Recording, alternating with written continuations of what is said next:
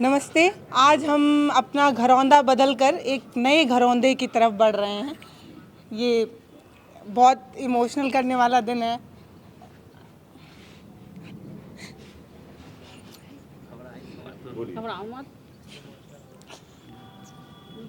बोल ही नहीं पा रही।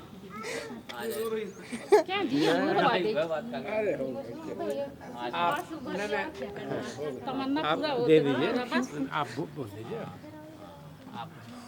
मुझे बेहद हर्ष हो रहा है कि आज एडिटर विजेंद्र और एडिटर पल्लवी, जो आज नाम के मोहताज नहीं हैं, 31 लाख लोग इस देश में भारत भूमि पर इनको पसंद करते हैं, देखते हैं। आज इनका 7 साल का सफ़र पूरा हुआ है। 2018 सितंबर या दिसंबर महीने में इन्होंने भारत एक नई सोच चालू किया था। ये हमारे सामने विजेंद्र जी हैं, खड़े हैं, और ये पल्लवी हैं, और ये बाबूजी जो इन लोगों को इनको पैदा किए हैं, ये माल पुष्प लेके खड़ी हैं। अभी फीता कटना है। 7 बरस बाद यह अन्यत्र जगहों से होते हुए आज ये अपने घर में इनका स्टूडियो चालू होने जा रहा है। पल्लवी को ये माइक पकड़ना था, लेकिन उनके आंखों में आंसू आ गया।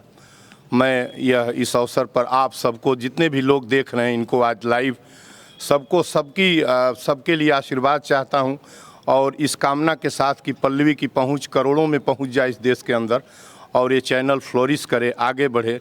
दोनों लोगों के आंखों में आंसू हैं। ये माँ हैं विजेंद्र जी की, उनके भी आंखों में, इनके भी, ये सब खुशी के आंसू हैं। और ये लोग जो खड़े हैं, ये सब लोग, मुझे बहुत अच्छा लग रहा है। अब ये माइक मैं पल्लवी को दे रहा हूँ। अब पल्लवी पेशेंस के साथ लोगों को जो 2 शब्द कहें जो इनसे बहुत ज़्यादा इनको चाहते हैं, विजेंद्र को चाहते हैं। हाँ पल्लवी, लीजिए माइक लीजिए। तो हम इस ऑफिस में अब जो है वो अपना काम शुरू करेंगे। इससे पहले हम जिस जगह पर थे उस मिट्टी ने भी हमें बहुत कुछ दिया। मतलब जब हमने शुरू किया था तब सोचा भी नहीं था कि एक दिन ऐसा आएगा जब हमारा अपना घरौंदा होगा, अपना आशियाना होगा। तो आज बोल ही नहीं पा रही हूँ। जिसको इतना बोलने की आदत है कि मतलब मेरे साथ जो भी कैमरे पे जाते हैं वो बार बार यही कहते हैं कि कितना बोलती हैं, कम बोलिए, लेकिन आज बोला ही नहीं जा रहा है। ऐसा माहौल है। तो और ज़्यादा लोगों के आंखों में आंसू ना आए, इसलिए शुरू करते हैं हम लोग आगे का कार्यक्रम। आइए।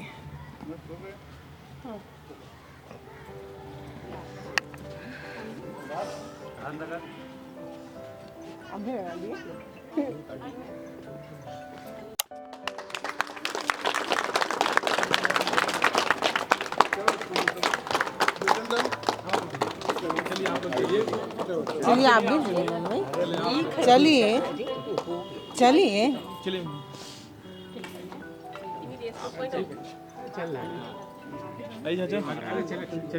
धीरे धीरे साथ।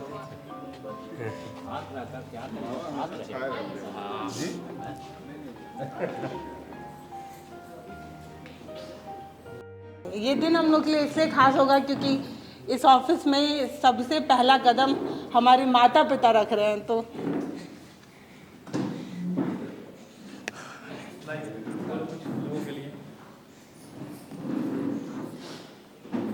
कीमती समय में से थोड़ा समय निकाल करके हमारे इस जो हमारा एक छोटा सा कार्यक्रम है ऑफिस की ओपनिंग का, इनॉग्रेशन का, उसके लिए कीमती समय निकाल करके आए। 6 साल बीत चुके हैं। 22 दिसंबर 2018 को हमने पहला वीडियो भारत एक नई सोच पर पब्लिश किया था। और जब ये वीडियो पब्लिश किया गया था, पल्लवी ने पहला वीडियो पब्लिश किया था, और पहला वीडियो जो था वो शायद महिला के सुरक्षा पे था। उस समय उन्होंने जो वीडियो किया था, अगर वो वीडियो आप जा करके खंगालेंगे यूट्यूब चैनल भारत एक नई सोच पर, तो आपको देखकर ये बिल्कुल एहसास नहीं होगा कि वो वीडियो करने वाली एक लड़की इतना बड़ा परिवार बना लेगी। 31 लाख से ज़्यादा लोग हमारे परिवार में जुड़ चुके हैं। इतना बड़ा परिवार जो यूट्यूब पर है, 7 से 8 लाख के बीच का परिवार हमारा एक फेसबुक पे है, और 1 लाख कुछ हज़ार 24,000 का परिवार हमारा एक और फेसबुक पे है। इतना बड़ा परिवार, इतने लोग जुड़ जाएंगे, अगर वो वीडियो आप देखेंगे तो यकीन नहीं होगा। हम खुद देखते हैं तो हमें खुद यकीन नहीं होता। लेकिन अगर हम ये जो भी सफलता कहें या सफलता नहीं कहेंगे, अभी सफलता का एक सफ़र है, उस सफ़र में हम चल रहे हैं। अभी बहुत से मुकाम आप लोग के आशीर्वाद से हमें पाना है, और आप लोग का सपोर्ट रहेगा तो हम ज़रूर पाएंगे। लेकिन इस सफलता के पीछे हमने जितनी भी अभी तक जितनी भी हमने हासिल की है, एक चीज़ भारत एक नई सोच, और हम जो लेकर के चलते हैं भारत एक नई सोच के लिए हमारे जितने एम्प्लॉई हैं, जितने लोग हमारे साथ सहयोगी हैं जो काम करते हैं, उनके अंदर जो हम डालते हैं वो हम डालते हैं ईमानदारी की भावना। ईमानदारी की भावना कहाँ से आई है, ये मैं एक छोटी सी कहानी से साझा करूँगा कि कैसे आई। और मैं इस वक्त को बोलते हुए भावुक भी हो रहा हूँ, क्योंकि हमने बहुत बार हमारे पास भी ऑफ़र आए हैं कि गलत तरीक़ों से लेने की, लेकिन हमने साफ उस चीज़ को इनकार किया है, अपने सामने से ही हटा दिया है उस चीज़ को। और कहीं भी हमने जहाँ भी रिपोर्टिंग की है, ना पैसे पे बिके हैं, और ना ही हमने कभी जाति, धर्म, ऊंच नीच, गरीबी, अमीरी, मजहब देख करके रिपोर्टिंग की है। हमने हमेशा जनता के लिए काम किया है, हमने हमेशा ईमानदारी के लिए काम किया है, और उस ईमानदारी को लोगों ने इतना पसंद किया है कि आज हम लोग 31 लाख यूट्यूब और 7 लाख और फेसबुक पे और करीब 40 लाख हमारे टोटल परिवार इस समय है।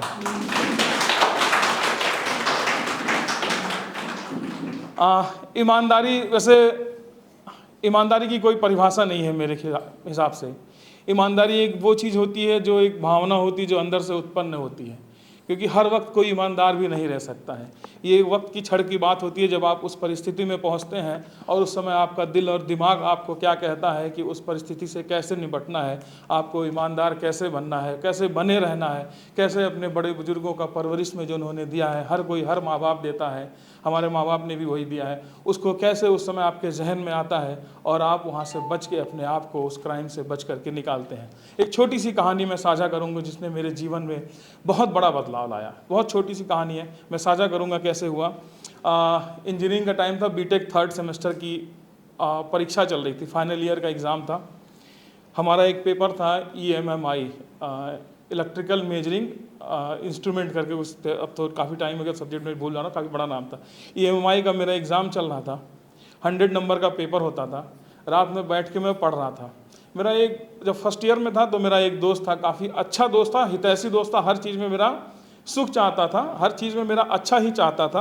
हालांकि वो ईयर बैक लग गई थी तो वो हॉस्टल से निकाल दिया गया, वो बाहर रहता था कॉलेज के, लेकिन वो मेरा इतना बड़ा हितैषी। अब दोस्ती, देखिए दोस्ती ऐसी होती है ना, जब दोस्ती होती है तो आदमी गलत सही नहीं देखता है, बस दोस्त का साथ देना जानता है कि मैं दोस्त का साथ दे दूँ बस किसी तरह। तो हुआ ये था, पूरे हॉस्टल में हल्ला था, EMI का पेपर लीक हो गया है। हर पेपर में, हर क्लास में और हर हॉस्टल के हर कमरे में पेपर EMI का बटा हुआ था। तो मेरा एक दोस्त वो आया, 100 रुपये में उस वक्त पेपर बट रहा था। मेरा एक दोस्त वो आया ढाबे से, उसने कॉलेज की बाउंड्री फांदी। मैं फर्स्ट फ्लोर पे रहता था, नीचे से फर्स्ट फ्लोर पे जीने से चढ़ के वो सीधे मेरे बालकनी में आ गया और मेरे कमरे में घुस गया। मुझे लोग बिरजू कहते हैं प्यार से, कॉलेज के दोस्त सभी कहते हैं, बिरजू ये ले, मैं तेरे लिए पेपर लाया हूँ खरीद के, पेपर लीक हो गया, इसको पढ़ ले, सब यही आएगा, उसने बोला। तो मैंने उसको देखा और मैंने उसको देख करके किनारे रख दिया। ऐसा इसलिए मैंने किया कि लास्ट 2nd ईयर में भी एक पेपर लीक की घटना हुई थी, इस तरह से पेपर फैला था, अक्सर होता रहता है इंजीनियरिंग कॉलेज में। तो हमने भी देख लिया था, लेकिन उसमें से कुछ आया नहीं और पेपर कुछ अलग आया था, पेपर आउट नहीं हुआ। तो हमने कहा यार ये तो हमेशा होता रहता है, कुछ पेपर लीक नहीं हुआ है, ये हटाओ छोड़ो, और मैं अपना पढ़ने लग गया। मैंने खास एक बार देखा 1 2 3 4 लाइन से सारा क्वेश्चन ये हो गया। अगले दिन जब मैं एग्ज़ाम देने गया, एग्ज़ाम हॉल में जब बैठा तो पेपर जैसे ही मेरे सामने आया, मेरे हाथ पांव फूल गए। जो आता था, जो पढ़ा था वो भी भूल गया मैं। Question number 1, question number 2, question number 3 डिक्टो वही, उसके आगे न्यूमेरिकल में जो अंक आते हैं वो सारे वही थे। तो मैंने कहा ये तो मैंने बहुत बड़ी गलती कर दी, सब तो पेपर अपना पढ़ के आए हैं और मैं तो ये क्या कर दिया, मतलब जो आता था वो भी नहीं रहा मुझसे। खैर आधा घंटा 1 घंटा बीता, किसी तरह कुछ भी पन्ने पलट के मैं वक्त बिता रहा था। फिर प्यून आया, क्योंकि कॉलेज सेंटर अलग होता था, हमारे आगे के 2 बच्चों को बुलाया गया, थोड़ी देर पीछे के 2 बच्चों को बुलाया गया। तो पता चला कि वो बच्चे पकड़े गए हैं। पकड़े क्यों गए, उन्होंने question number 1 answer number 2, answer number 1 question number 2 answer number 2 ऐसे करके पूरा चिट्ठा बना के पढ़ाई किया था, बैग में डाला था। फ्लाइंग स्क्वाड आया, बैग की छापेमारी हुई, पकड़े गए, वो लोग जेल में गए और उनकी इंजीनियरिंग भी ख़त्म हो गई। इसके बाद कहानी यही नहीं रुकी, मैं काफ़ी फ्रस्ट्रेटेड था, नंबर जोड़ा, परीक्षा ख़त्म हुआ, आया घर पे मैंने जोड़ा, मेरे 100 में 13 नंबर आ रहे थे। आया घर में सो गया, और सॉरी हॉस्टल में सो गया अपने कमरे में। शाम में उठा, अंधेरा हो गया था, पापा का फ़ोन आया मेरे पास। पापा ने पूछा कि पेपर कैसा हुआ। तो मैंने बोला बहुत ख़राब हुआ है, 13 नंबर आ रहा है मेरे 100 में। पापा बोले ईमानदारी से आ रहा है ना। मैंने बोला हाँ। कहा बस बहुत अच्छा है। तो वो जो सबक जो मैं वहाँ सीखा, पिताजी ने जो दिया ईमानदारी का सबक, कि मतलब ईमानदारी से आपके कितने भी आ जाएं, जो ईमानदारी की जो रोटी होती है ना, उसमें जो सुकून होता है ना, वो बहुत बड़ा होता है। और मैं सबक भी सीख गया कि अगर मैं एक रात पहले बेईमानी किया होता तो शायद मैं जेल में चला गया होता, इंजीनियरिंग भी मेरी नहीं हो पाती। और उसके बाद पिताजी ने जो मेरा मोरल सपोर्ट किया, मतलब समझिए मैं बोलते हुए कहानी सुनाते हो, और ये कहानी ऐसी थी कि हर मोड़ में मुझे वो कहानी आज भी याद आती है। हर एक घटना में मुझे वो कहानी याद आती है कि मेरे पिताजी ने उस वक्त मुझे क्या ज्ञान दिया था। छोटी सी बात उन्होंने बोली थी। हालांकि मेरा बहुत विवाद होता है पिताजी से, ये हकीकत है। मम्मी बैठी हैं, सब लोग बैठे हैं, बहन बैठी पीछे, पिताजी से बहुत विवाद होता है, हर वक्त झगड़ा होता रहता है। लेकिन हर चीज़ में हमारे पिताजी का बनता नहीं है, सही बात है अक्सर। लेकिन हमने सुना भी है, विकास कीर्ति सर ने भी बोला था कि अगर आपके पिताजी से बन रही तो समझिए आप तरक्की नहीं कर रहे हैं। आपके पिताजी से आपकी बननी ही नहीं चाहिए, तभी समझिए आप तरक्की कर रहे हैं, तभी तो जनरेशन बदल रही है। तो वो पिताजी ने सबक दिया। और खैर EMI का अगले दिन सुबह उठा, पेपर रद्द हुआ। इसके जस्ट पहले वाला पेपर EMFT था, इलेक्ट्रॉनिक फील्ड मैग्नेटिक थ्योरी का, वो भी पेपर रद्द हुआ। 1 महीने का गैप मिला और 1 महीने में पढ़ाई किया। मैं EMI पे तो टॉप नहीं किया, लेकिन उसके जस्ट एक पहले वाले मैंने अपने कॉलेज में सबसे ज़्यादा नंबर लाया था पूरे बैच में, एक्सटर्नल में। तो वो पिताजी का सबक, वो मुझे जीवन का एक ऐसा सबक दे गया ना कि आज तक कोई मेरे सामने 1 रुपया भी रखता है तो मैं उसको मना कर देता हूँ। ईमानदारी खाता हूँ और उस ईमानदारी के बदले मुझे जो सज़ा मिले उसको मैं हमेशा भुगतने के लिए तैयार हूँ, चाहे कुछ भी सज़ा मिले, लेकिन मैं ईमानदारी को नहीं छोड़ सकता। मैं अपने टीम को भी समझाता हूँ, पल्लवी को भी समझाता हूँ, ये भी जो गवाह हैं कैसे कैसे हम लोगों ने, मैंने इनको बोला कि नहीं, ये नहीं हो सकता तो नहीं हो सकता। हमारे पीछे बैठे हुए हैं शुक्ला जी भी जानते हैं। तो ये है, मम्मी की भी कहानी याद है। छोटा भाई था, KG में पढ़ता था, मुरारी चिल्ड्रन एकेडमी में। वो एक बार कॉलेज से हम लोग बचपन में होते थे, चौक उठा करके लेके आ जाते थे घर।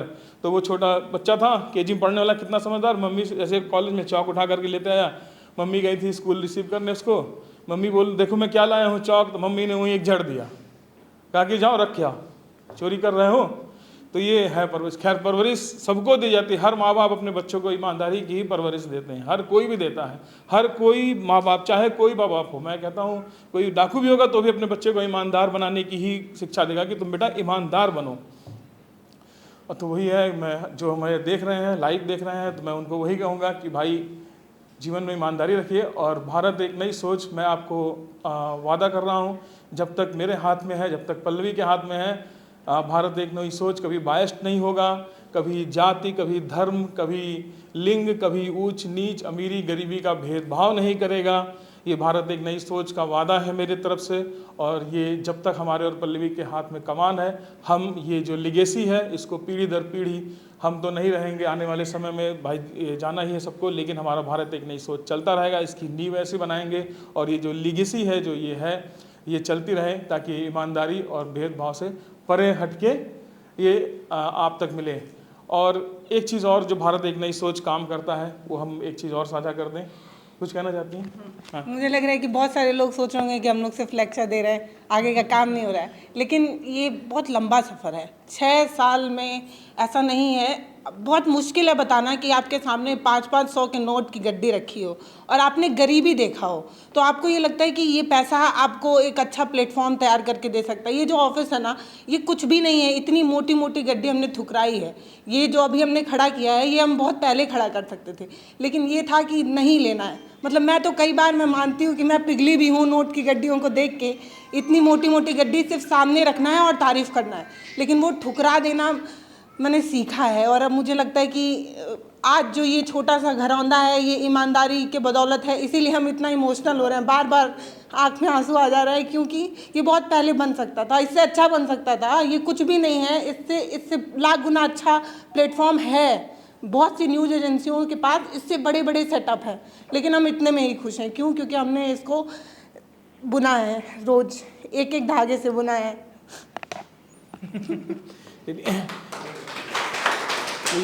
तो ये एक संदेश है। और भारत एक नई सोच की जो टैगलाइन है वो है सत्ता के खिलाफ पहली आवाज़। एक मीडिया का जो धर्म होता है, कर्तव्य होता है, हमसे लोग कहते हैं कि भाई कुछ तो सरकार अच्छा कर रही होगी, उसकी तारीफ़ करिए। बहुत लोग कहते हैं कुछ तो अच्छा लगे, तो हम कहते हैं भाई सरकार अपनी तारीफ़ करने के लिए करोड़ों का बजट खुद निवेश करती है, उनकी खुद पीआर एजेंसी होती है जो उनके बोर्ड बैनर लगा के तारीफ़ करती है।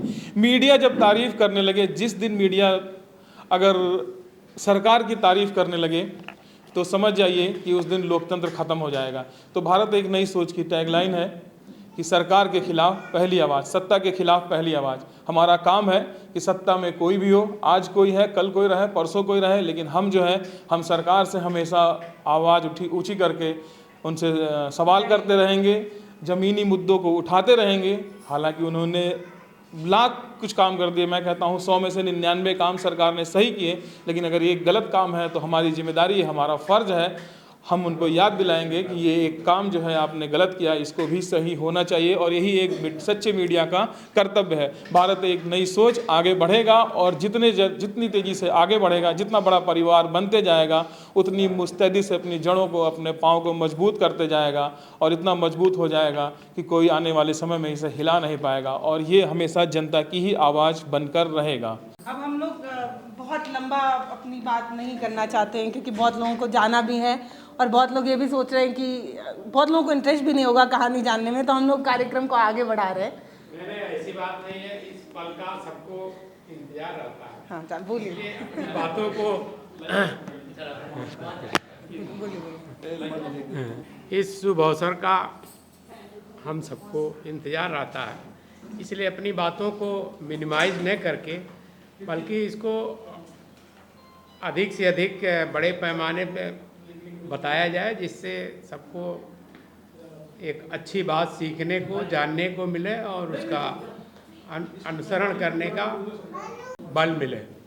Thank you. हमने आज जब हमारा इनॉग्रेशन था तो हम सभी किसी न किसी को मानते हैं, किसी न किसी में हमारी आस्था होती है, तो हमने सोचा कि इसको थोड़ा पूजा पाठ के तरीके से किया जाए, या तो पंडित जी को बुलाकर कथा किया जाए या बुद्ध धर्म से किया जाए तो जो भंते महाराज होते हैं उनको बुलाया जाए, कुछ किया जाए।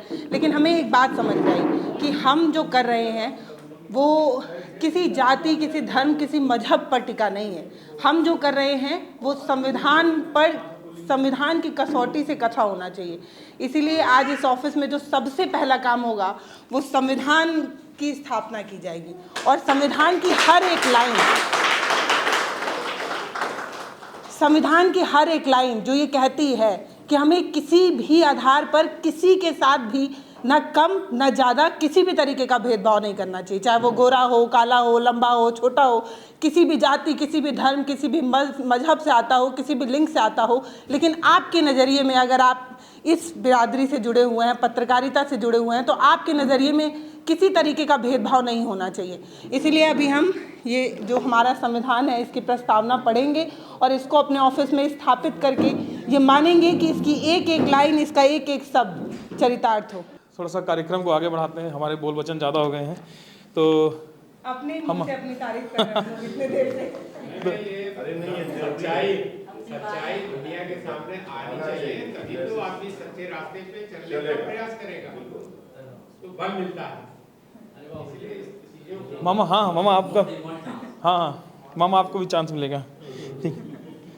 अभी हमारे साथ हैं एक ऐसी हस्ती, मतलब हम तो उलझ के रह जाते हैं परिवार के बीच में, अपने इसमें उसमें, दुनिया भर के कामों में, लेकिन हमारे साथ एक ऐसी हस्ती है जो उलझ तो नहीं कहेंगे, मतलब जिन्होंने अपना जीवन समर्पण किया है सामाजिक मुद्दों के लिए कि समाज में जो भी कुरीतियाँ चल रही हैं, चलिए ग्रैंड ओपनिंग समाज के कुरीतियाँ जो चल रही हैं उसके लिए, अंधविश्वास पाखंड को हटाने के लिए, और उन्होंने अपना आरटीआई एक्टिविस्ट भी हैं, उन्होंने अपना जो जीवन है वो लगा दिया है सत्ता और सत्ता के उन जो भक्षकों कह लें उनके खिलाफ लड़ने में।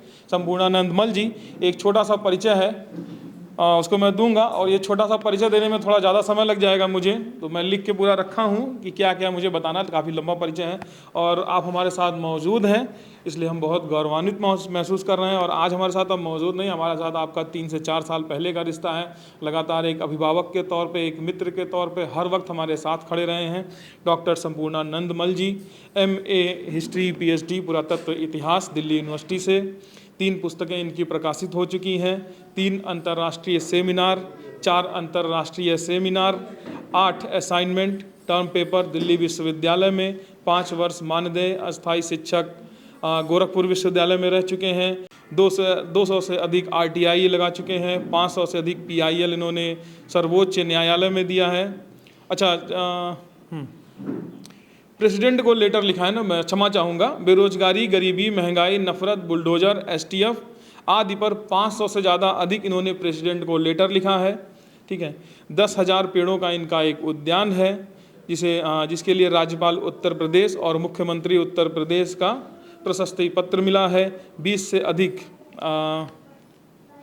यूनिट स्वैच्छिक रक्तदान कर चुके हैं।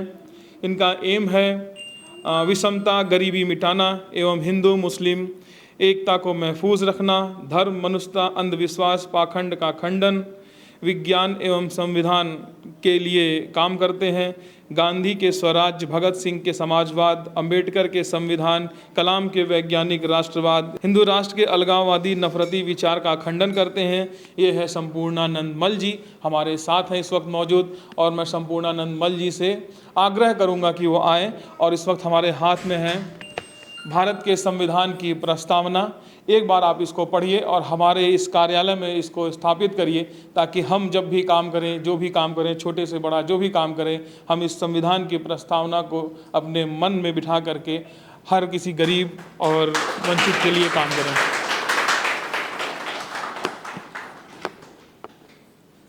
इसको कहाँ लगना है?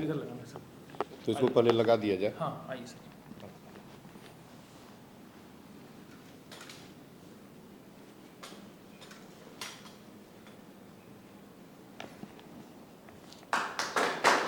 एक बार बाबा साहब भगत सिंह और गांधी जी को एक बार पुष्प अर्पित।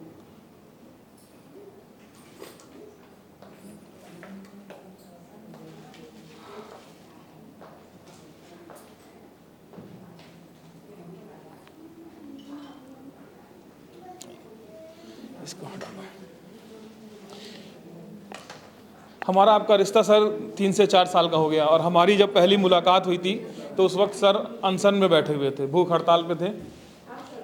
1 हफ्ते से करीब आप भूख हड़ताल पे थे जब हमारी आपकी मुलाकात हुई थी। हालत भी आपकी काफ़ी नाजुक थी सर। वेलकम। भारत एक नई सोच के ब्रिजेंद्र और पल्लवी का और इनके माता पिता के चरणों को बार बार प्रणाम, ताकि इनके जैसे एक व्यक्ति को पैदा की है माँ। शायद यदि वो अंबेडकर और संविधान न होता तो ये भी न होते, इनका वो पथ न होता, पिता न होते नौकरी में तो ये न होते इस जगह पर पहुँचे हैं। जितना इनका स्टैंड करने की ताकत इनको मिली थी वो न होती, तो आज हम सब जो भी कुछ हैं माँ पैदा की है, पिता रक्षक है, और संविधान हमको दिशा और पूरे जीवन का एक छाता देता है संविधान। और उस महापुरुष को किस तरीके से हम भूल सकते हैं। आज ये जो कुछ है उस महापुरुष के वजह से है। अब मैं भारत एक नई सोच के संपर्क को बता दूं कि पिछले वर्ष जो इंसेंटिव जो इनसे हमारा रिलेशन हुआ, वो रुद्रपुर में एक फतेहपुर एक गांव है, उससे पहले मुलाकात, हाँ उससे पहले हमारी मुलाकात उस जगह हुई थी जब इस शहर में सोमालिया से भी गया गुजरा जगह है, जहां डोम और हरिजन चमार लोगों की बस्ती है, जहां वो पेशाब के पानी में और लैट्रीन के पानी में होकर जाते हैं। इस शहर में 16 लाख की आबादी में ही आसरा आवास है, और वो बासफोड़ बिरादरी का घर है, जिसमें घर बनवाने के बाद इस सरकार ने, हुकूमत ने उनको इस तरह लूट कर उनको छोड़ दिया है। उनके बच्चे पानी की बनी तरकारी आज भी खाते हैं। उनके लिए मैंने प्रशासन को लिखते लिखते, जब प्रशासन नहीं सुना तो मुझे 9 दिन अनशन करना पड़ा था आसरा आवास के लिए। उसमें आप गए थे, यद्यप के लिए सफाई हुई और बिजली विभाग का कोई इंजीनियर गया जो उनकी बिजली काट दिया था। तब मैं शाम को पहुंचा, हमने कहा कौन बिजली काट दिया है। फिर वो बिजली जुटी, वो लोग कांटा लगा के बिजली जोड़े, उनका पानी अलग, उनका टंकी अलग। ये आज हो रहा है, आज 21वीं सदी के तीसरी दहाई के जो 25 का वर्ष है उसमें हो रहा है। 100 साल पहले सोचिए कि उनके साथ क्या हुआ होगा। यह एक मंजर है जो आगे चल रहा है, और भारत एक नई सोच एक कल्पना मात्र नहीं है, अब हकीकत में बदल चुका है भारत, एक नई सोच। और इनके लिए, इसके लिए पल्लवी और ब्रिजेंद्र को शुक्रिया करता हूं। और मेरा संपर्क इन लोगों से जो बहुत सघन संपर्क हुआ वह जो है रुद्रपुर, जो जहां पर फतेहपुर में 6 लोगों की हत्या हुई ज़मीनी विवाद में लेकर 2 अक्टूबर 2023 को, उसमें 4 तारीख को मैं गया था। बुलडोज़र लगा हुआ था जोगी जी का। मैंने कहा बुलडोज़र क्यों लगा है, कैसे चलेगा बुलडोज़र? प्रेमचंद के घर को गिराना था। हमने कहा कैसे बुलडोज़र चलेगा? और तभी मैंने अनकॉन्स्टिट्यूशनल उस बुलडोज़र को बताया था। और तमाम मीडिया ने और इंटेलिजेंस ने और खुफिया ने कहा कि घर बुलडोज होगा, रडार पर चढ़ गए। हम शाम को वहाँ से लौटने लगा कि वहीं गिरफ्तारी होगी। कुछ भी नहीं हुआ। हिमाकत नहीं है इनकी, गलत रास्ते पर थे। आखिर अब आज बुलडोज़र को सुप्रीम कोर्ट ने न केवल बैन किया, वरन एक अदालत ने अभी एक संकेत दिया है कि जितना भी डिमोलिश कराए हैं, सत्ता ने कराया है, उसकी भरपाई और रिकवरी करनी पड़ेगी। मुझे आज बहुत अच्छा लग रहा है। और अब ये आ गया, और ये सफ़र, इन दोनों का सफ़र ईमानदारी से ऐसे ही चलता रहे। मुझे लगता है कि अब तक विचलित नहीं हुए तो विचलित नहीं होंगे। और मेरा जीवन तो संविधान, और मैं तो लिखता ही हूँ कि सत्य पथ इकलौता रास्ता है। और अनगिनत बार भूखे रहा हूँ, इसमें कोई अनगिनत बार हलवा पूड़ी भी खाने को मिला है घर में। लेकिन बाहर इस सूर्य जहाँ से उदित हुआ है और जहाँ सूर्य अंत हुआ है, इस पृथ्वी का कोई व्यक्ति, स्कॉलरशिप भी मुझे देश का 2 फेलोशिप मिला है। 2 फेलोशिप जब 90 में मैं यहाँ MA कर रहा था तो मुझे एक आर्कियोलॉजिकल सर्वे ऑफ इंडिया की फेलोशिप मिली थी, जो तब मिली थी, और एक दिल्ली यूनिवर्सिटी की फेलोशिप मिली थी। इस पृथ्वी पर कोई व्यक्ति प्रकृति भी कहेगी कि हाँ, हमने इसको 1 पैसे को लेते और देते देखा है, मैंने दिया है, तो मैं उसकी गुलामी लिखा लूँगा। मैं इसी पथ पर, इसी उम्मीद के साथ पल्लवी को और ब्रिजेंद्र को शुक्रिया करता हूँ।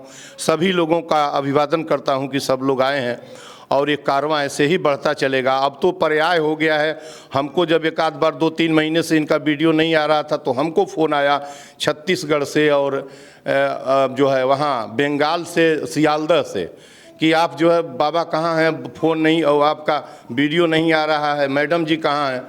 तो ये ऐसा पर्याय बन गया है कि ये चलता रहेगा। मैं जब तक ये लोग चाहेंगे मुझे जिस तरह का इंटरव्यू, उस तरह का दमदारी के साथ इंटरव्यू दूंगा। और विश्वास दिलाता हूं कि इन द मीनवाइल यदि किसी तरह का चैनल के प्रति सरकार का कोई दुर्व्यवहार रवैया होगा तो मैं सरकार के विरुद्ध और इन लोगों के साथ खड़ा रहूंगा और हिमाकत देखूंगा कि सरकार कहां तक इन लोगों के विरुद्ध काम करती है। सबको प्रणाम। जय। दीजिए, पढ़ के सुना दें। प्रस्तावना मेरी अपनी पुस्तकालय है 2200 पुस्तकों की, जहां पल्लवी ब्रिजेंद्र गए हैं, वीडियो भी हुआ है। हमारी पुस्तकालय में कॉन्स्टिट्यूशनल डिबेट्स 10,000 पन्ने का कॉन्स्टिट्यूशनल डिबेट्स जो बाबा साहब ने पत्रों का उत्तर दिया है, और 297 सदस्य केवल सवाल किए हैं। और ये जो प्रिम्बल ऑफ कॉन्स्टिट्यूशन देख रहे हैं, ये कॉन्स्टिट्यूशन का हिस्सा नहीं है। संविधान का पहला किताब का पहला पन्ना, मूल कापी मेरी पुस्तकालय में है, उसका इन्होंने पहला पन्ना, ये संविधान का हिस्सा नहीं है, ये संविधान के बाहर है। ये अनुच्छेद पार्ट 1 का भी हिस्सा नहीं है, लेकिन ये संविधान की आत्मा है। ये संविधान का लाइट हाउस ऑफ कॉन्स्टिट्यूशन मैं कहता हूँ।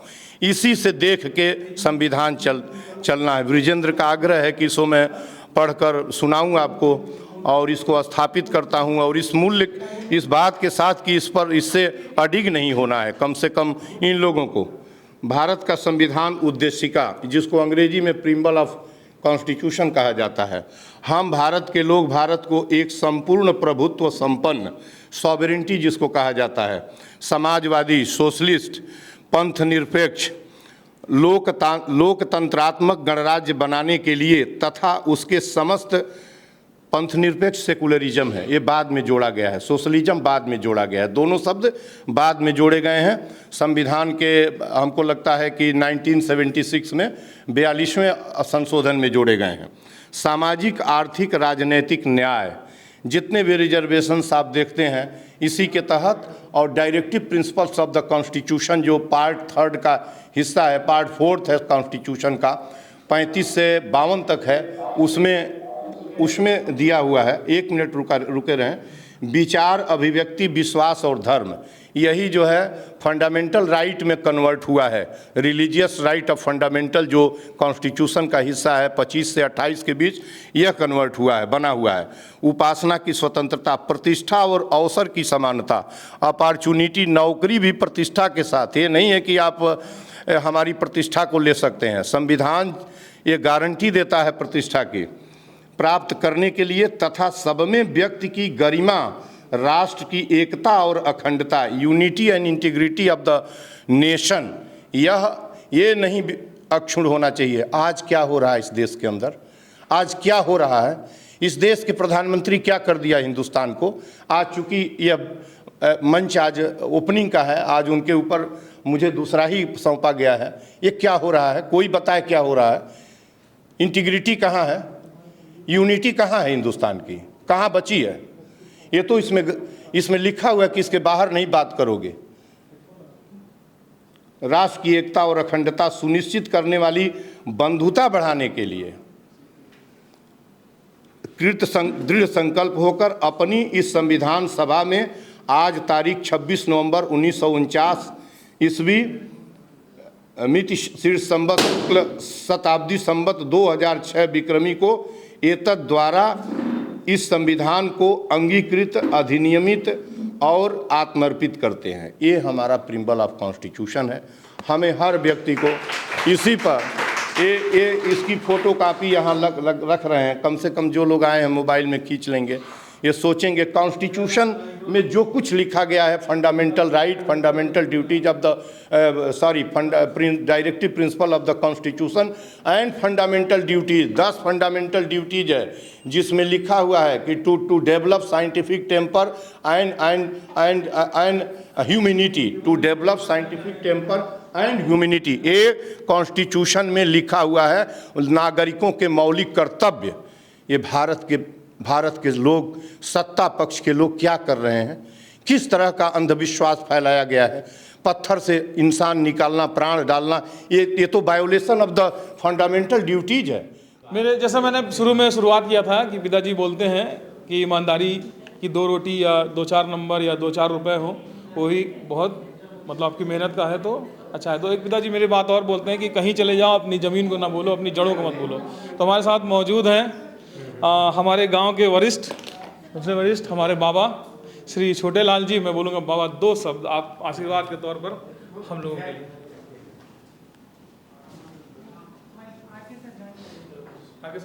आदरणीय सज्जनों, मैं कभी बोला नहीं हूँ, लेकिन मेरा आशीर्वाद है दिल से कि बच्चे हमारे जो है बहुत आगे जाएं, यही भगवान बुद्ध से मेरी प्रार्थना है।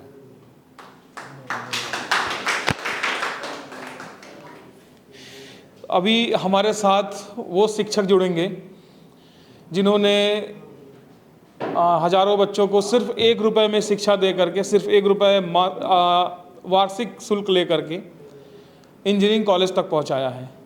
RK श्रीवास्तव सर हमारे साथ मौजूद हैं। राष्ट्रपति से उनको कई बार सम्मान मिला हुआ है और हमारे साथ जुड़े। एक छोटा सा परिचय के तौर पे हमने एक डॉक्यूमेंट्री तैयार की है, पहले आप उस डॉक्यूमेंट्री को देख लीजिए, फिर हम RK सर को सुनेंगे। जिसने खुद इंजीनियर बनने का सपना छोड़ा लेकिन हजारों बच्चों को इंजीनियर बना दिया। एक ऐसा टीचर जिसकी फीस सिर्फ 1 रुपए है लेकिन शिक्षा अनमोल है। ये हैं RK श्रीवास्तव, जिन्हें लोग प्यार से मैथमेटिक्स गुरु कहते हैं।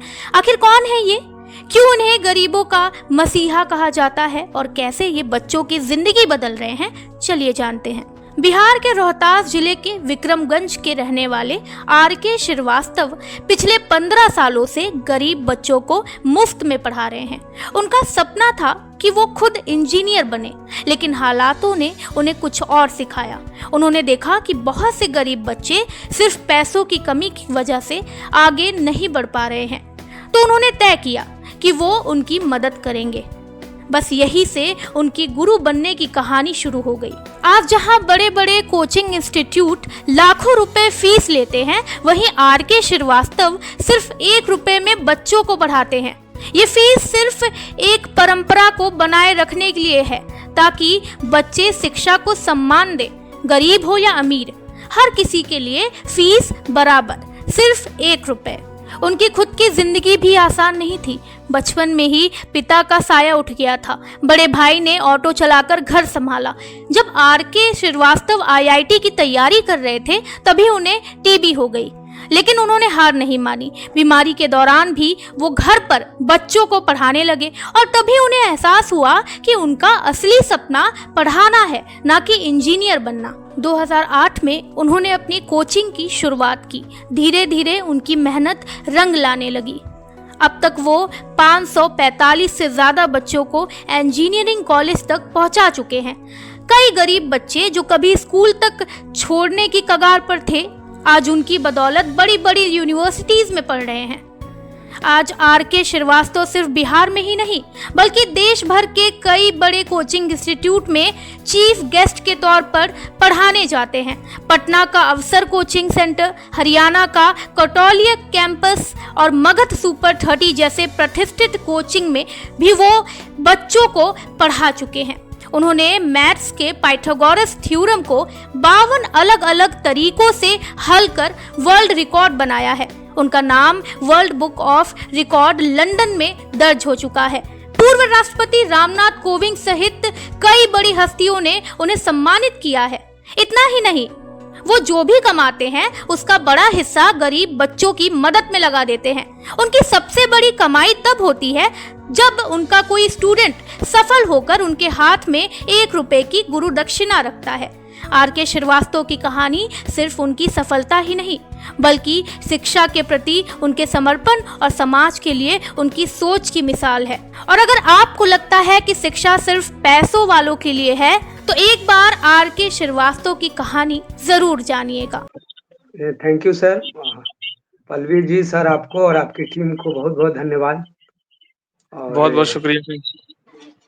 और आपके नए ऑफिस के लिए ढेर सारी बधाई और शुभकामनाएं हैं। और आपके शुरुआती संघर्ष को भी, जब चैनल आप लोगों ने स्टार्ट किया था और कम समय में जिस तरह से चैनल ग्रोथ करते चला गया, ग्रोथ का जैसे हम लोगों को एक ही रीजन दिखाई देता है कि समाज के हर तबके का आवाज उठाना, चाहे वो किसी भी सेक्टर का हो, ये आपके मंच, आपके चैनल पर ये देखने को हमेशा मिलते रहता है। चाहे वो समाज के लिए, अच्छाई के लिए, यदि किसी के कड़वे शब्द से आलोचना करके समाज की भलाई हो रही है, तो एक होता है कि एक मीडिया एक ऐसा स्तंभ है, एक ऐसा आईना है कि जितनी हर सेक्टर, खेल हो, शिक्षा हो, मीडिया हो, स्वास्थ्य हो, सबकी अपनी अपनी एक दायित्व है। तो ये देखने को मिला कि कम समय में धीरे धीरे ही इसको इतनी ऊंचाइयों तक पहुंचाना, तो आपको, पल्लवी मैम को, सबको ढेर सारी बधाई और शुभकामनाएं हैं। और आने वाला जैसे ही निरंतर समय बीतते जाएगा तो भारत एक नई सोच को हम लोग चाहेंगे कि और बुलंदियों तक देखें। और एडवांस में सभी को और आपकी टीम को हैप्पी होली भी, कि ऐसे ही प्रत्येक वर्ष से जो है नए कीर्तिमान स्थापित करते जाए और भारत के अलग अलग हिस्सों में भी भारत एक नई सोच की ऑफिस हम लोगों को भविष्य में देखने को मिले। धन्यवाद। बहुत बहुत शुक्रिया सर, आप समय निकाले हमारे लिए। बहुत बहुत शुक्रिया sir. Thank you. Doctor Hiralal की कहानी सच में इंस्पायर करने वाली है। एक छोटे से गांव से निकलकर IAS ऑफिसर बनने तक का उनका सफ़र आसान नहीं था, लेकिन उन्होंने कभी हार नहीं मानी। समाज की सेवा का जुनून उनके अंदर हमेशा से ही था और यही जुनून उन्हें एक बेहतरीन प्रशासनिक अधिकारी बना गया। डॉक्टर हीरालाल का जन्म जुलाई 1967 में उत्तर प्रदेश के बस्ती जिले के बागडीह गांव में हुआ। उनका परिवार एक साधारण किसान परिवार था, जहां संसाधन बहुत ही सीमित थे, लेकिन उन्होंने कभी मुश्किलों को अपनी पढ़ाई में रुकावट नहीं बनने दिया। उन्होंने प्राथमिक शिक्षा सिहारी गांव के स्कूल से ली, फिर कक्षा 6 से 8 तक रसूलपुर में पढ़ाई की। गांव से दूर जाना, रोज कई किलोमीटर तक पैदल चलना, ये सब उनके लिए रोज़मर्रा की चीज़ें थी, लेकिन उनके मन में हमेशा ये बात थी कि शिक्षा ही उनके और उनके समाज की तकदीर को बदल सकती है। आगे की पढ़ाई के लिए उन्होंने इंटरमीडिएट तक की शिक्षा पूरी की और फिर 1989 में गोविंद वल्लभ पंत कृषि और प्रायोगिक विश्वविद्यालय पंतनगर उत्तराखंड से इलेक्ट्रिकल इंजीनियरिंग में बीटेक किया। लेकिन यहाँ एक दिलचस्प बात ये थी कि इंजीनियरिंग करने के बावजूद उनका दिल समाज की सेवा में लगा रहा। उन्होंने IIT BHU में एडमिशन भी ले लिया, लेकिन वहाँ से पढ़ाई बीच में ही छोड़ दी। उनका मानना था कि शिक्षा का असली मकसद सिर्फ अच्छी नौकरी पाना ही नहीं, बल्कि समाज के लिए कुछ अच्छा करना भी है। यही सोच उन्हें प्रशासनिक सेवा की ओर ले गई। बीटेक करने के बाद उन्होंने 1983 में NTPC यानी नेशनल थर्मल पावर कॉरपोरेशन में बतौर इंजीनियर नौकरी की, लेकिन मन में हमेशा ये ख्याल आता रहा कि इससे समाज के लिए कुछ बड़ा नहीं कर पाएंगे। इसलिए उन्होंने सिविल सर्विस एग्जाम की तैयारी शुरू की और 1994 में यूपी सिविल सेवा परीक्षा पास कर ली। ये उनकी जिंदगी का सबसे बड़ा टर्निंग पॉइंट था।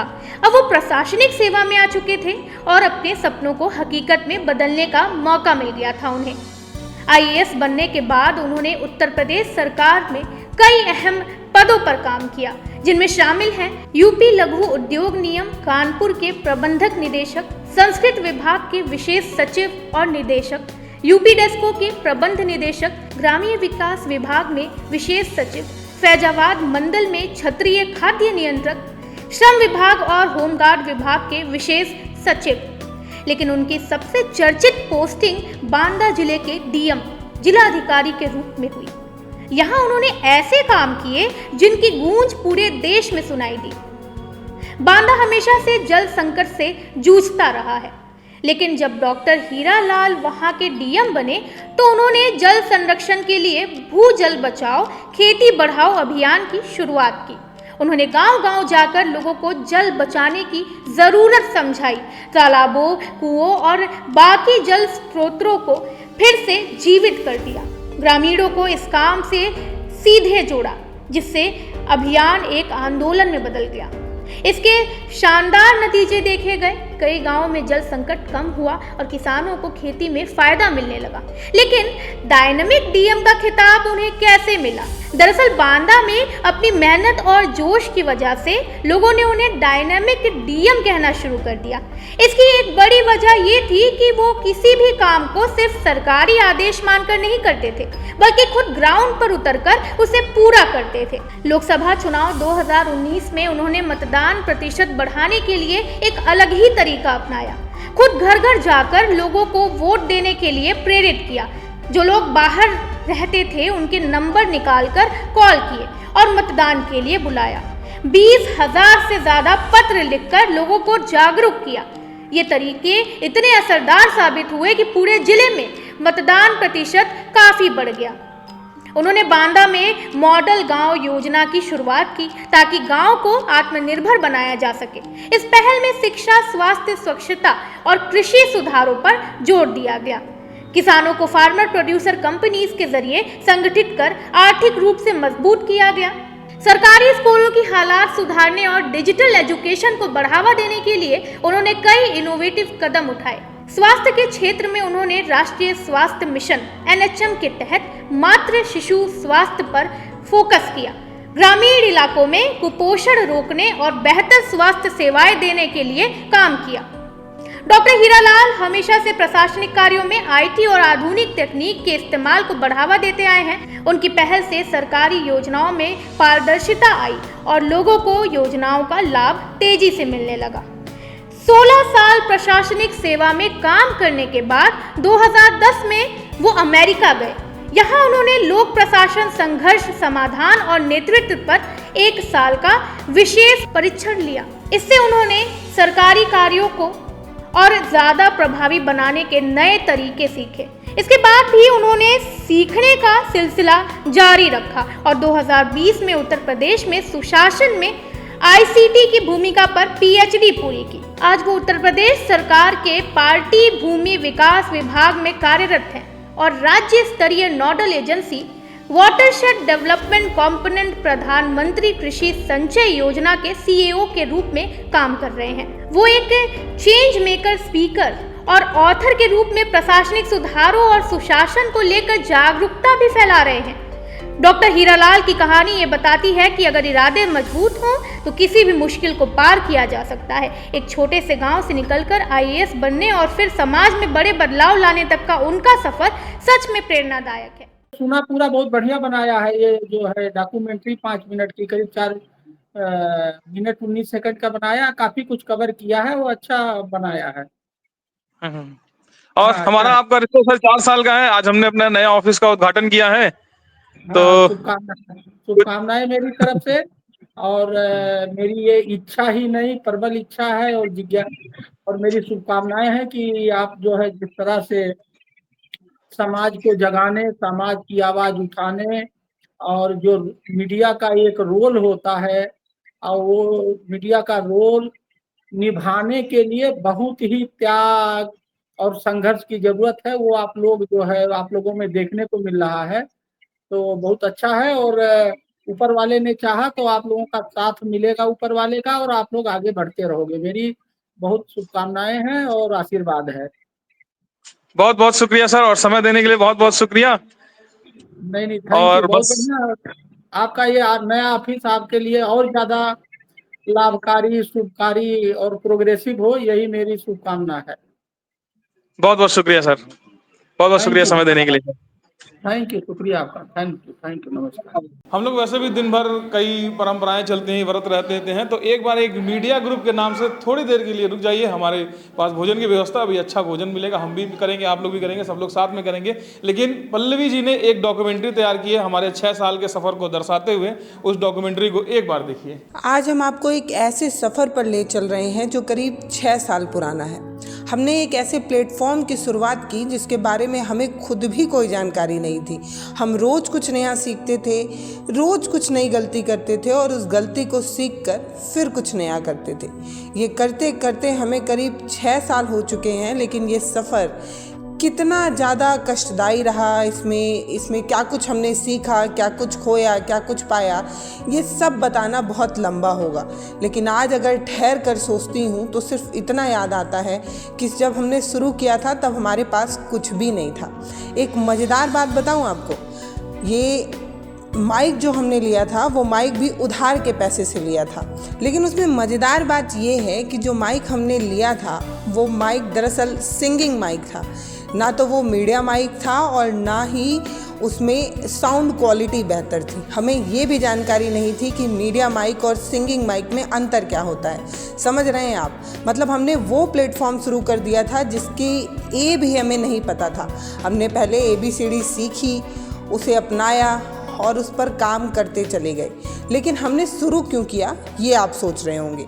हमने इस प्लेटफॉर्म की शुरुआत गांव से की थी, और हमने देखा कि बड़े मीडिया घरानों में सब कुछ था और जो नहीं था वो थी गांव की खबरें, उस किसान की खबरें, उस मज़दूर की खबरें जो भारत को बुनने के लिए दिन रात मेहनत कर रहा है। तो हमने सोचा कि हम करेंगे अपनी बात अपने अंदाज में, क्योंकि बोलने का हक तो सभी के पास है, तो हमारे पास भी था। तो हमने शुरू कर दिया, और शुरू करते करते आज हमने 31 लाख तक का परिवार जो है वो बना लिया है। बिना किसी तामझाम, बिना किसी मीडिया सेटअप के हमने जो काम शुरू किया था उसको आपने बहुत प्यार दिया, इतना दिया जितना हमने कभी सोचा भी नहीं था। लेकिन बस मानव स्वभाव है, लालची होता जाता है। अब हमें और चाहिए, और बहुत कुछ चाहिए। ये सफ़र जो हमने जाने अनजाने शुरू किया था, ये सफ़र जिसकी बहुत बारीकियां हमें पता नहीं थी, आज उस सफ़र पर चलते चलते आज हम यहाँ पहुँच गए हैं कि हम आपसे और चाहते हैं। हम ये चाहते हैं कि अब हम उस बड़े मीडिया घराने को टक्कर दे कर ये कह सकें, बिना किसी लाग लपेट के सच कहने की आदत है भारत एक नई सोच। ये सोच जो गोरखपुर के एक छोटे से गांव से शुरू हुई है, आज पूरे देश में चीख कर ये कहना चाहती है कि हम बोलेंगे, बोलते रहेंगे, तब तक बोलते रहेंगे जब तक है दम, जब तक है सांस और जब तक है हम।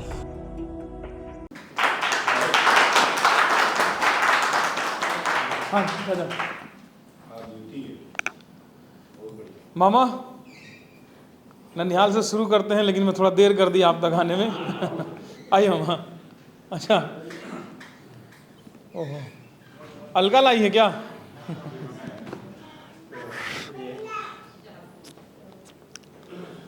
आज का दिन जितना प्रशंसा किया जाए उतना कम है, क्योंकि कहा भी गया है कि आज यह देखकर पहले देखते थे, सोचते थे, लेकिन पहचान नहीं मिलता था।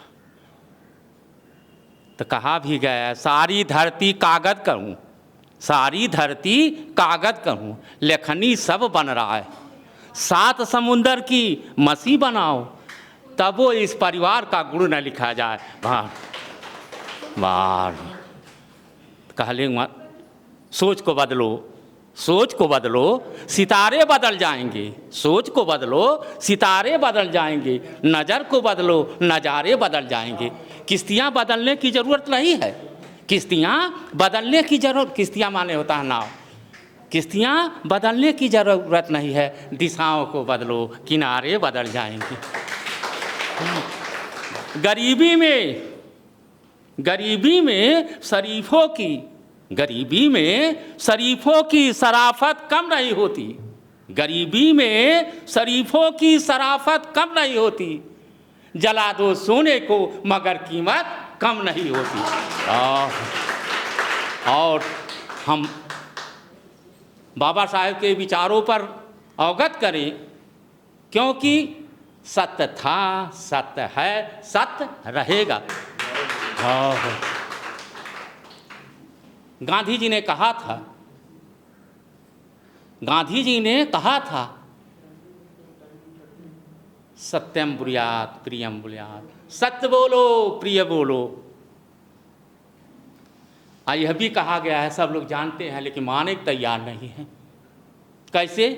ईश्वर अंश जीव अविनाशी, ईश्वर अंश जीव अविनाशी, चेतन अमल सहज सुखराशि, सो माया बस। ये सब माया में क्यों परेशान है? कहते सब ऋषि मुनि, कहते सब ऋषि मुनि, वेदवा पुराण है, एक हरिजन ले बिना दुनिया परेशान है। जिसने सत्य को जान लिया उसने संसार को जान लिया, क्योंकि हथेली पर नसीब रखकर, हथेली पर नसीब रखकर तू मुकद्दर को ढूंढता है, हथेली पर नसीब रखकर तू मुकद्दर को ढूंढता है। सीख ले उस समुंदर से जो टकराने के लिए पत्थर ढूंढता है, जैसा आज में दिखाई पड़ गया। अब हम क्या कहें, क्या कहें? खैर खून खांसी खुशी, कहा भी गया है, खैर खून खांसी खुशी, बैर प्रीत मदपान, खैर खून खांसी खुशी, बैर प्रीत मदपान, रही मन दाबे न दबे, जाने सकल जहान। अब इससे आगे कुछ न कर करके बहुत बड़ा भाग्यशाली है, बहुत बड़ा हम सब भाग्यशाली हैं कि ऐसा सुंदर अवसर मिला, जो कि जिसकी आज उन परिवार से, क्योंकि बिना रात के दिन होता ही नहीं है, बिना दुख के सुख होता नहीं है, क्योंकि you can buy books not knowledge, आप पुस्तक खरीद सकते हैं, ज्ञान नहीं खरीद सकते। कहा भी गया है, जल से पतला कौन है, जल से पतला कौन है, कौन भूमि से भारी, कौन अग्नि से तेज है, कौन काजल से कारी। जल से पतला ज्ञान है जो बाबा साहेब ने दिया है, जल से पतला ज्ञान है, पाप भूमि से भारी, अक्रोध अग्नि से तेज है, कलंक काजल से कारी। अब इन्हीं शब्दों से हम आप लोग से अवकाश लेते हैं। जय भीम, जय भारत। बस ज़्यादा नहीं समय लेंगे, थोड़ा सा समय और लेंगे, बस धैर्य बना के रखिए एकदम। बस थोड़ा नहीं कहना पड़ रहा है, कहना बस। वो माता होती है जो बचपन में उंगली पकड़कर चलना सिखाती है हम लोगों को, है ना। ज़माना बदल गया, बच्चे बड़े हो जाते हैं, हम लोग भी बड़े हो गए, तब से बदल गया बहुत कुछ ज़माना। तब डिजिटल का युग नहीं था, अब डिजिटल का युग आ गया है। उस डिजिटल युग में हमने एक डिजिटल बिजनेस, मीडिया बिजनेस को अपनाया, जिसको हम लोग यहाँ पर लेके आए हैं, जिसकी वजह से आज हम लोग यहाँ इकट्ठा हुए। तो मैं अपनी माता जी को बुलाऊँगा इस डिजिटल कारोबार में। मैं उनकी उंगली पकड़ करके यूट्यूब पे एक अपना वीडियो इस ऑफिस से पहला पब्लिश करवाऊँगा। आ जाओ माँ, आइए। बस पहला वीडियो आपकी उंगली से, बटन दबाना एक, बस। आओ आओ आओ, अरे कापो मत, ये आप आओ। अरे कहाँ गया माउस? ये अरे अरे ये उधर उंगली रखो बस। अरे हाय। छोड़ो उसको, बस छोड़ देना है। हाँ ये डन, जो हम करने डन और सेव। बस हो गया, आ जाओ। पहला वीडियो मेरी माता जी के हाथों हुआ है। कुछ बोलना है? क्या बोली क्या? जब मेरा बेटा शुरू किया काम तो हमको बहुत बेइज्जती लगा कि हमारा बेटा क्या है इस घर में, तुम क्यों ऐसा काम कर रहे हो। क्या बोला कि ख़ानदान में क्यों ऐसा काम किया नहीं था। इस नाते हमको डर रहा, रोज़ सिखाते, रोज़ डांटते थे कि बेटा मत करो।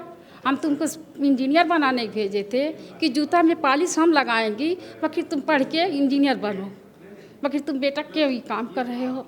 इसके आगे हम नहीं बोल पाएंगे। अभी भी इंजीनियर हैं, सोशल इंजीनियर। हाँ, अभी सोशल अब हमारा दिमाग खुला है कि मेरा बेटा कुछ काम किया है, कुछ नाम किया है देश में। इस नाते हमारा हिम्मत बन रहा है कि हम बोल रहे हैं आज। हैं और कुछ क्या बताएं, आप लोग खुद जान जाएंगी। इस जो मकान बनाए हैं बड़े तपस्या से पाले हैं, दोनों बच्चे हमारे आगे निकले हैं। हमारी यही दुआएं हैं, बस और कुछ नहीं।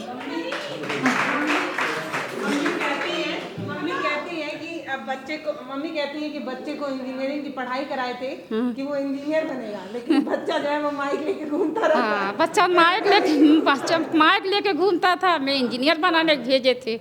मैं बड़े तपस्या से इंजीनियर बनाए भेजे कि बेटा मेरा इंजीनियर बन के आए, मैं पॉलिश लगाएंगी, मैं मेहनत करेंगी, जगाएंगी सोने के लिए। बाकी बेटा मेरा ये भी बन गया। हमको बहुत अफसोस हो रहा है कि बच्चा काम किया है, नाम किया देश में। बस हमारे पास यही इतना है बाबू। मम्मी जी को बुलाओ। आइए एक वीडियो पब्लिश करना है, बस कुछ बोलना नहीं है।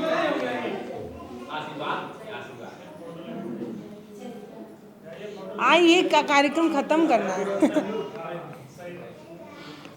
तो मेरी मम्मी आ रही हैं और हम लोग चाहते हैं एक माँ ने हमें यूट्यूब पर जो है वो आगे बढ़ने के लिए एक वीडियो पब्लिश करा दिया है, और ताकि हम आगे इसी तरीके से काम करते रहें, एक माँ जो है वो फेसबुक पे पब्लिश करा दें।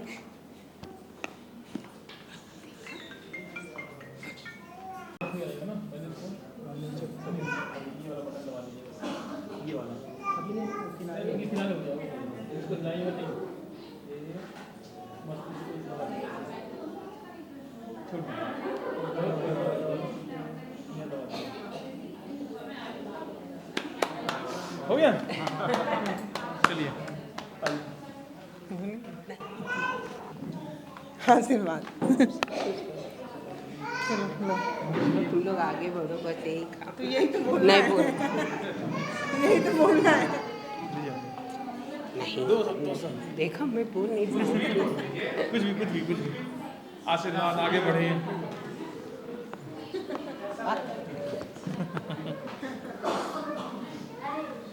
चाचा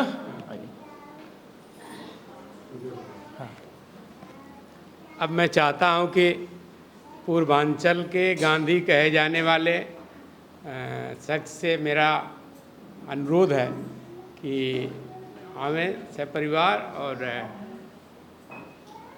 इनकी पूरी टीम को और सभी दर्शकों के तरफ से ये मतलब गुलदस्ता आशीर्वाद स्वरूप प्रदान करें। और जरा अच्छे से मुझे तो पता भी नहीं था कि चाचा जी है ना, चाचा जी इतना सम्मान करेंगे। मैं इस चैम्बर में आया हूं तो इन्होंने प्रणाम किया, मैं समझ भी नहीं पाया था कि बृजेंद्र जी के चाचा जी हैं, और इस सम्मान का हकदार मैं अभी सच में हूं नहीं। ये अलग बात है कि इंसानियत की लड़ाई लड़ता हूं और मनुष्यता का पतन नहीं होने दूंगा, इतना प्रॉमिस आपसे करता हूं, ये जब तक प्राण रहेगा। लेकिन मुझे बहुत अच्छा लग रहा है, और इस पूरे परिवार को, और ये जो भारत एक नई सोच फैमिली है, इसमें ये दोनों बेटे हैं, बेटी आई है, नई मेधावी बेटी है, सबको मेरी तरफ से शुक्रिया, बधाई। और आपको इस सम्मान के लिए मैं एक ऋणी हूँ मैं कि आपने मुझे इतना सम्मान दिया। धन्यवाद।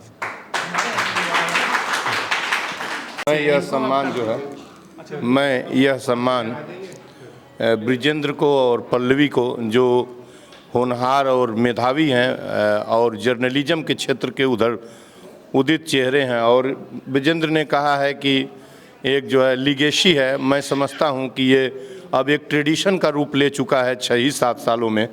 तो इस ट्रेडिशन और लीगेसी की पहचान जो भारत एक नई सोच है, इसको मैं अपनी शुभकामनाएं और शुक्रिया देता हूं। और ये जो है फूल का जो बुके है, अच्छा कुछ कहना चाहेंगे? सबसे पहले तो आप सभी का बहुत बहुत स्वागत है। और मैं बस 2 लाइन ये कहूँगी कि पल्लवी जब शायद पहली या दूसरी बार मेरे घर गई थी, नहीं 2-3 बार शायद जा चुकी थी इनका इंटरव्यू लेने मल जी का, तो इन्होंने मुझसे एक बार पूछा था कि आपको डर नहीं लगता है।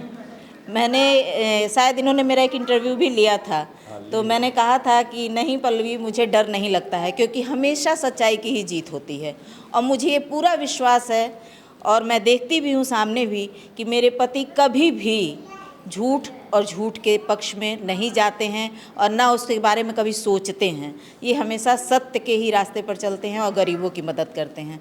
तो मैं इसी तरह पल्लवी और विजेंद्र और इनकी पूरी टीम को भी यही बात कहूँगी, जैसा कि विजेंद्र जी ने बहुत पहले ही बता दिया था, अभी शुरू के ही टाइम में जब ये स्टार्ट किए थे इस प्रोग्राम को आगे बढ़ाना, तो इन्होंने कहा था कि मेरे पिताजी ने इस तरह की सीख दी थी। तो बात सही है कि सत्य की ही जीत हमेशा होती है। मैं एक लाइन में आप लोग को बता दूं, पल्लवी, विजेंद्र और यहाँ सभी बैठे लोगों को, किसी ने कहा है खुदी को कर बुलंद इतना कि हर तदबीर से पहले खुदा बंदे से खुद पूछे बता तेरी रजा क्या है। तो अब पल्लवी और विजेंद्र जी अपने कार्यक्रम को आगे बढ़ाते हुए इसे देखेंगे। ये भारत एक नई सोच परिवार है और मुझे लगता है कि मैं भी इस परिवार का सदस्य हो चुका हूँ। जिस तरीके से आज यहाँ ये हो रहा है, मैं वचन देता हूँ कि परिवार के साथ रहूँगा। कोई दिक्कत आएगी तो इन लोगों के साथ खड़ा होकर रहूँगा। और मेरी बहुत आप लोगों को बहुत अच्छा लग रहा है। और ये लीगेसी नहीं है, आप भारत एक नई सोच, एक ट्रेडिशन बन चुका है। ट्रेडिशन शब्द का इस्तेमाल करिए। 7 साल का सफ़र और 31 लाख लोग आपके साथ खड़े हैं, आपको चाहने वाले हैं। तो इस बहुत अच्छा लग रहा है। धन्यवाद आपको बहुत। तो बस अब क्लोजिंग की समापन की तरफ बढ़ते हैं। बस रुक जाइए मुझे, बस 2 मिनट, समापन अब कर ही रहे हैं। ये बहुत शुक्रिया चाचा। एक समापन की तरफ बढ़ते हैं। पिताजी सामने बैठे हैं, उनको बुलाएंगे। नहीं कुछ बोलने के लिए नहीं पापा, आइए कुछ बोलने के लिए नहीं, आइए। तो हमको एक छोटा सा किस्सा और याद आ रहा है पापा के साथ। तब हम छोटे से थे, इतने बड़े। गोरखपुर अभी तो खैर दूसरा हो गया है, पहले एशिया का पहला सबसे बड़ा प्लेटफॉर्म हुआ करता था। हम छोटे से थे, प्लेटफॉर्म नंबर 2 पे चल रहे थे, पापा चल रहे थे, मैं और पापा की मैं उंगली पकड़ रहा था ऐसे। तो पापा बोले प्लेटफॉर्म पे, हाथ छोड़ो मेरा, हाथ छोड़ो, अपने दम पे चलो। उन्होंने बचपन में ही बोल दिया था, इतने छोटे थे। तो थोड़ा सा पापा अपने दम पे करने की कोशिश किया हूँ। आपका आशीर्वाद चाहिए और आगे बढ़ेंगे। आप आइए और जो मेहमान हमारे यहाँ हैं उनको थोड़ा सम्मान के तौर पे हम लोगों ने कुछ भेंट के तौर पे रखा है अपने हाथों से उन लोगों को। आइए कीर्ति, आ जाओ, उठा के दे।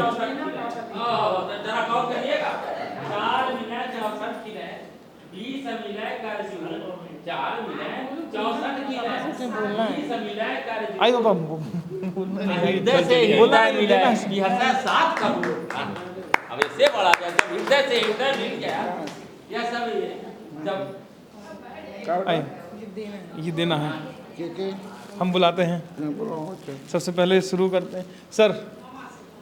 पूर्वांचल गांधी का एक स्वरूप तो हम लोग नहीं देख पाए। जो हमारे पास गांधी का एक स्वरूप है, पूर्वांचल गांधी, डॉक्टर संपूर्णानंद मल।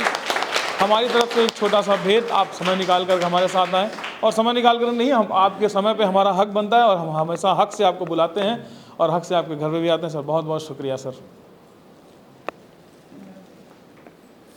मैडम आइए, पापा चाहिए मैं तभी। बहुत शुक्रिया मैडम, आपके वहाँ आते हैं।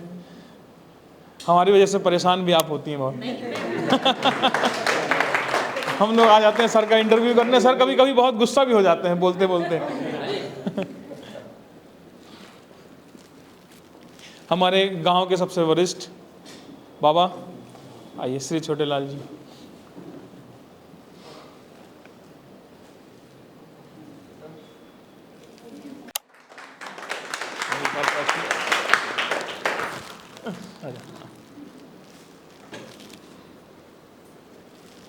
पापा जी,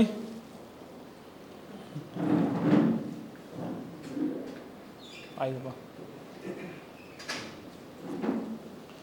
हमारे बड़े जो जिया जी हैं, उनके पिताजी बहुत बड़े। पल्लवी का वीडियो मैं सुनता रहता हूँ कि हमेशा पापा जी लगा के देखते हैं। मम्मी जी नहीं आई हैं, मैं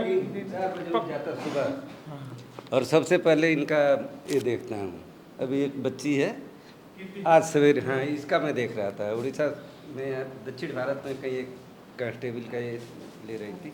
सही है ना? और मैं तो कुछ ही वीडियो किया हूँ। कुंभ में जब गया था, भगदड़ मच गई थी उस दिन, मैं पहुँचा था, मैंने कुछ वीडियो किया था। मम्मी जी नहीं मौजूद हैं और मुझे पता चला कि मेरा वीडियो देख के वो मेरी फ़ैन बन गई थी। तो अब मैं बुलाऊँगा मेरी मदर इन लॉ। आइए मम्मी। नहीं क्यों? आइए। मामा के लिए, मामा ने बहुत अच्छा भी सबको दिया प्रवचन। मामा आइए, बहुत अच्छा बोले मामा। शुरुआत तो ननिहाल, हाँ हम बुला रहे हैं। जो भरा नहीं है भावों से, जिसमें बहती रसधार नहीं, वह हृदय नहीं पत्थर है जो अपने से प्यार नहीं। प्यार नम्रता सब अपनाए और गुरुपत्रों पर पुष्प चढ़ाए। वाह, तुम जब परिचय दे दो ना। मैं परिचय दे दो। कैसे? परिचय दे दो आंटी। नहीं बैठी नहीं, रुकिए थोड़ी देर। ये वाली ये जो सफ़र है उसमें हम अपने सभी बड़ों का आशीर्वाद चाहते हैं। हम ये चाहते हैं कि हमसे जितने भी बड़े हैं वो हमें सिखाते रहें, हमें रोज़ डांटते रहें और हर बार टोक टोक कर हमें ये बताते रहें कि हम कहाँ गलती कर रहे हैं। और जब मैंने एक छोटे से नोटिस पे सिर्फ अंकल को कहा कि हम एक छोटा प्रोग्राम करना चाहते हैं, अपना ऑफिस खोल रहे हैं और आपको आना होगा, अंकल बोले कि नहीं भी बुलाती तो भी आते, क्योंकि बच्चों को आशीर्वाद देना बड़ों का काम होता है। अंकल आइए, आइए अंकल, आंटी।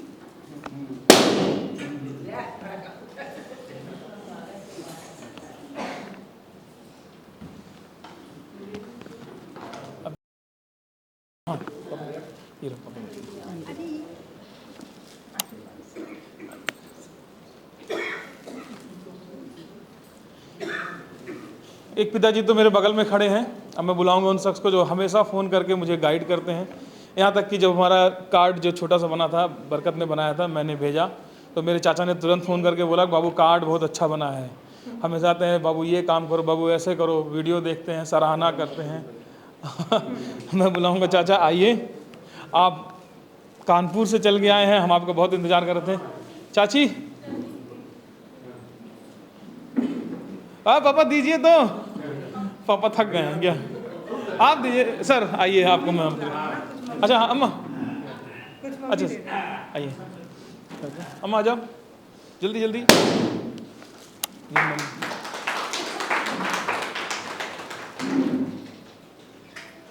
अभिषेक आया है।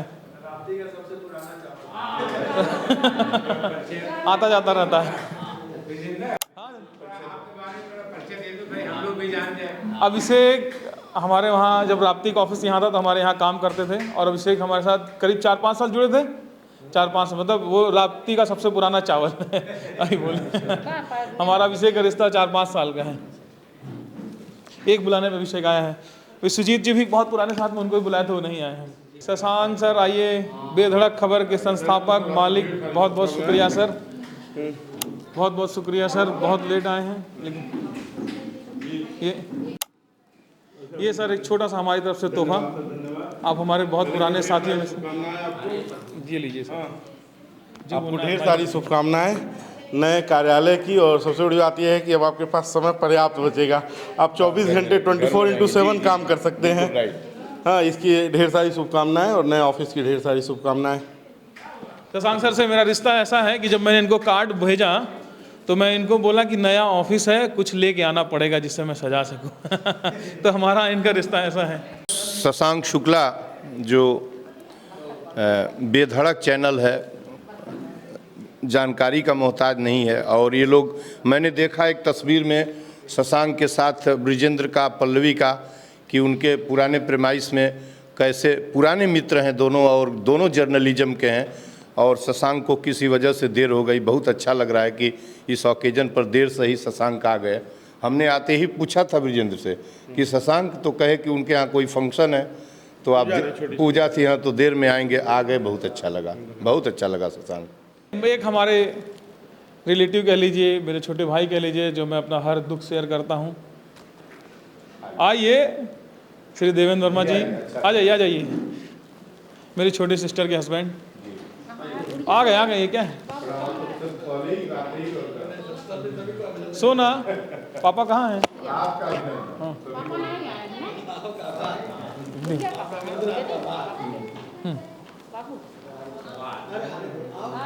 हाँ। अरे गुड्डी, तुम छूट गई क्या? तुम लेट से आई हो ना?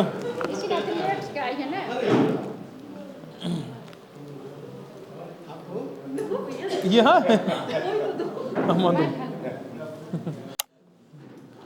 दीदी कहाँ? दीदी दीदी आ जाओ। दीदी अम्मा, एक दीदी के लिए।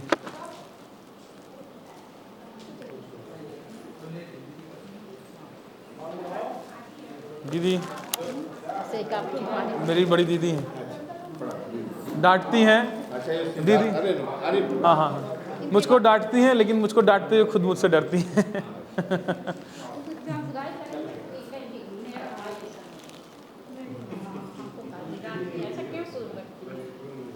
बरकत अम्मा, बरकत दीदी।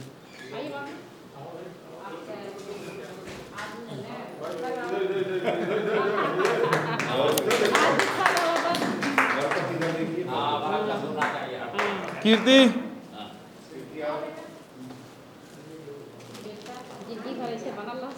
बहुत साथ है और बहुत मेधावी। दोनों डॉक्यूमेंट्री जो डॉक्टर हीरालाल जी का और आर के श्रीवास्तव सर, इंजीनियर आर के श्रीवास्तव की डॉक्यूमेंट्री बहुत बढ़िया प्रेजेंट की है, बहुत अच्छा। कुछ कहना है कीर्ति? बोलो, पूरी तारीफ करो। बहुत स्वीट बोलती है, बहुत बढ़िया। तो यहाँ पे मैं न्यू हूँ, मतलब 2 महीने हुए मुझे यहाँ पे, 2 महीने यहाँ पे काम करते हुए मुझे हुए हैं। और इतने बड़े चैनल में मुझे उम्मीद नहीं थी कि मैं कभी काम, क्योंकि पल्लवी मैम को मैंने मतलब यूट्यूब पे ही देखा है। क्लास 11-12 से मैं उनको फॉलो कर रही हूँ, लेकिन कभी ये नहीं सोचा था कि कभी मैं सामने से भी उनसे मुलाकात कर पाऊँगी। लेकिन फिर पता नहीं क्या हुआ, और मैं इंटरव्यू में आई, और इंटरव्यू में मतलब मुझे ऐसा लग रहा है कि सर इंटरव्यू लेंगे, वहाँ पल्लवी मैम नहीं होंगी। लेकिन जब मैं आके देख रही हूँ तो पल्लवी मैम पहली बार, वो भी इंटरव्यू में मेरे सामने बैठी हुई थी। मतलब एक इस तरीके का देखिए कि मतलब आपने किसी की फिल्में देखी हो और फिर वो शख्स आपके सामने बैठा हो तो आपको कैसा लगेगा, और आप जानते भी नहीं है कि वो आने वाला है। तो बस वही चीज़ मेरे साथ हुई थी। तो जब से मैं इस चैनल में आई हूँ तब से बहुत ज़्यादा ग्रोथ मुझे अपने आप में दिखी है, और आई होप कि ये चैनल और ज़्यादा आगे जाएगा। और बस thank you so much, thank you. बहुत बहुत शुक्रिया कीर्ति। आ जाओ चंद्र प्रकाश।